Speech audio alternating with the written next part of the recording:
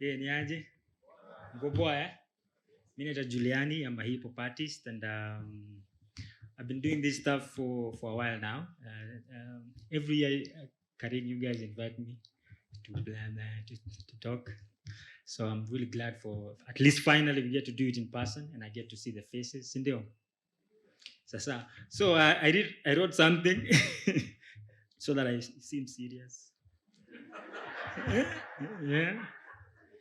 But I really loved what everybody spoke about when it comes to singularity and stuff like that, because I've been trying to learn based on my work, of course, in the community in Hiphop City with Takabank. We're trying to figure out how do we exactly communicate this thing to the masses that we talk to every day. And maybe just give you a backstory. So I got introduced to the whole climate change thing some time back, and I always felt like I needed to do something. So I took it upon myself to take personal responsibility and do something around it. So one of the things that I committed to myself is that the older I get, the less waste I use. So it means the less I consume something. So that by the time I die, we are going to die, of course. By the time I die, there will be no particular trace of me, apart from online. But I mean, there's no particular trace of me in physical form. I mean, it's a difficult task because, of course, the clothes you wear and everything, there's always a trace to that. So I took it upon myself that this is what I'm going to do as an individual. And I was so charged about it, and I kept sharing with a lot of people about it. But I realized that, of course, when you talk to people, people get inspired. People are like, hey, kind of weird sometimes.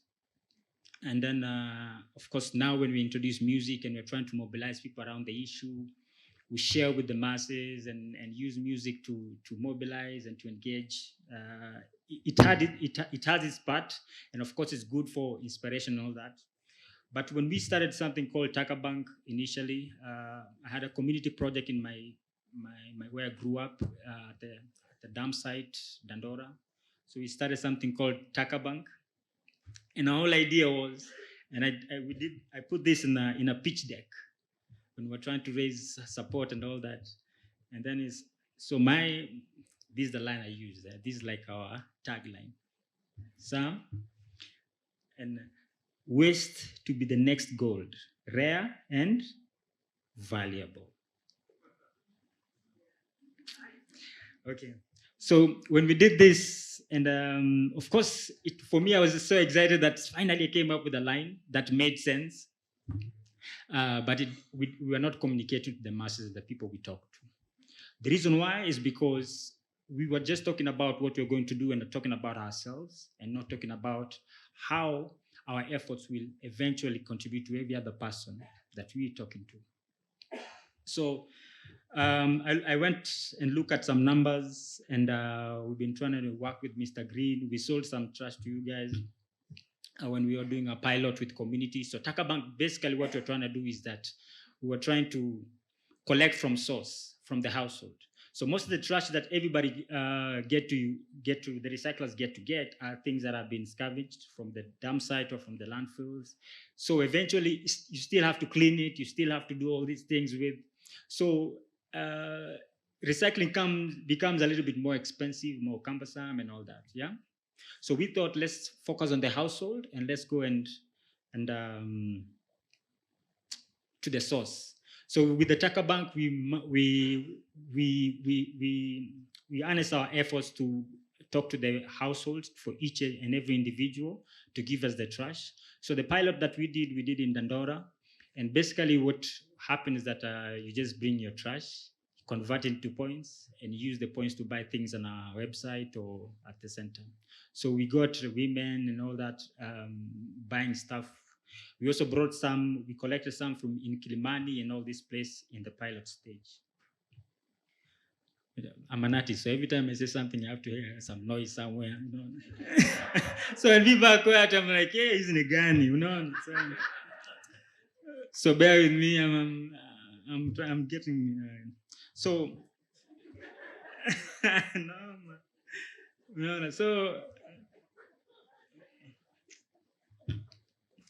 Yeah, so we started doing collection in Kilimani, and after we did the pilot, we realized that actually, this is something that can work, and actually we can uh, literally close the loop.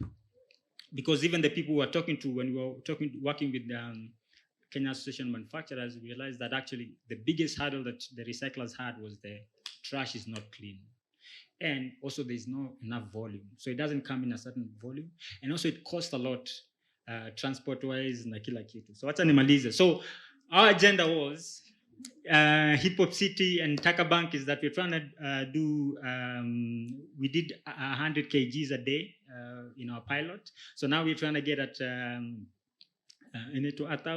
tons a day, if possible. And we're hopefully going to employ 10,000 young people. And the only way we're going to do all this,